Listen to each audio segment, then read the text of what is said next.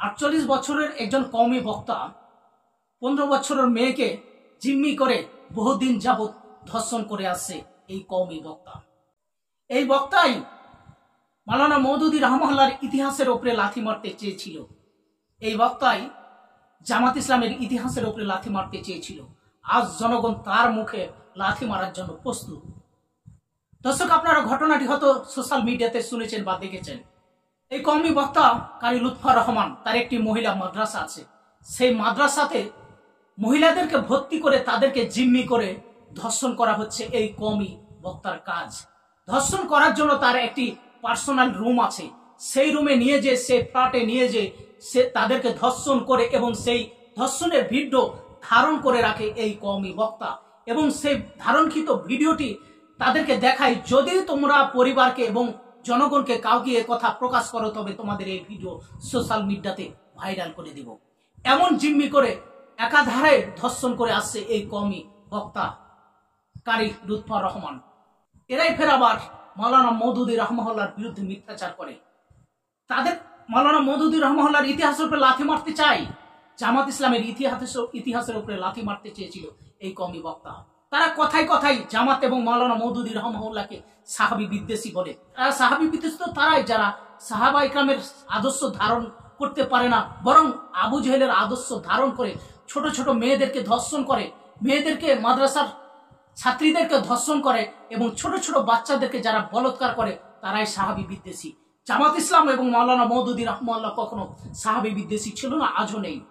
তারা সাহাবা ইকরামের আদর্শ ধারণ করার চেষ্টা করে।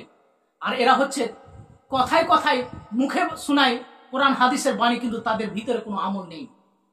দর্শক, এই বক্তা, এই লুচ্চা, একে তো বক্তা বলা যাবে না, এই লুচ্চা একজন ফুটপাতে চাউল ব্যবসায়ী, ফেরি করে চাউল ব্যবসায়ীর মেয়েকে তার মাদ্রাসাতে আশ্রয় দেয়, তার মাদ্রাসাতে ভর্তি করে। তার অসহায়তার সুযোগ পেয়ে তাকে একটি পার্সোনাল রুমে নিয়ে যে ধর্ষণ করে। ধর্ষণ করার পর ধর্ষণের ভিডিও ধারণ করে রাখে এই কওমি বক্তা, এবং সেই ভিডিও ধারণ করে মেয়েটিকে বলে যে এই ঘটনা যদি প্রকাশ করো তবে এই ভিডিও সোশ্যাল মিডিয়াতে প্রচার করে দিব, ভাইরাল করে দিব। এইভাবে জিম্মি করে একাধিক 2 বছর যাবৎ একাধারে এই ধর্ষণ করে আসছে এই কওমি বক্তা কারি লুৎফর রহমান। দর্শক, যারা ভিডিওটি হয়তো দেখছেন বা দেখবেন, হয়তো আপনারা কেউ কেউ প্রশ্ন করতে পারেন, আপনি কেন একজন আলেমের বিরুদ্ধে ভিডিও বানাচ্ছেন? আমি আলেমের বিরুদ্ধে কখনো ভিডিও বানাই না। এরা হচ্ছে আলেম নামের জালেম। এদেরকে শায়েস্তা করার প্রয়োজন।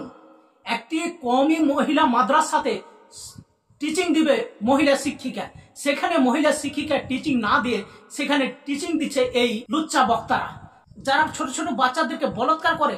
তারা যদি মহিলা পায় তবে তাদের অবস্থাটা কি হয় সেটা আপনারা বুঝতে পারছেন, সেটা আর খুলে বলতে হবে না। এদের চরিত্র কতটা জঘন্য, এদের চরিত্র কতটা নিম্নমানের, সেটা মুখের ভাষায় প্রকাশ করা যাবে না।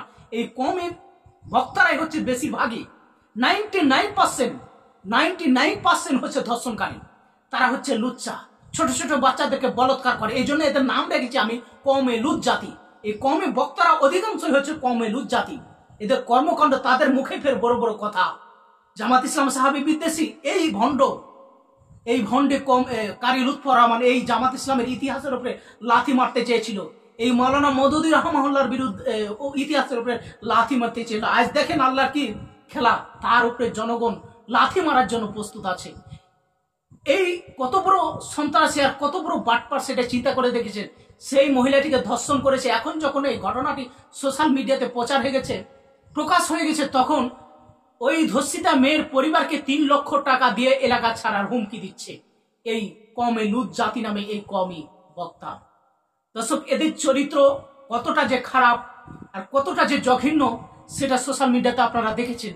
এদের সম্পর্কে অনেক তথ্য আমার কাছে আছে, আসলে সবগুলো আমি তুলে ধরি না, কারণ হচ্ছে তারা তো ইসলামী বক্তা, কিন্তু আসলে এরা ইসলামী বক্তা নয়, এরা হচ্ছে ইসলামটাকে ধ্বংস করার জন্য। এদের কারণে যারা ইসলাম বিদ্বেষী তারা কথা বলার সুযোগ পায়।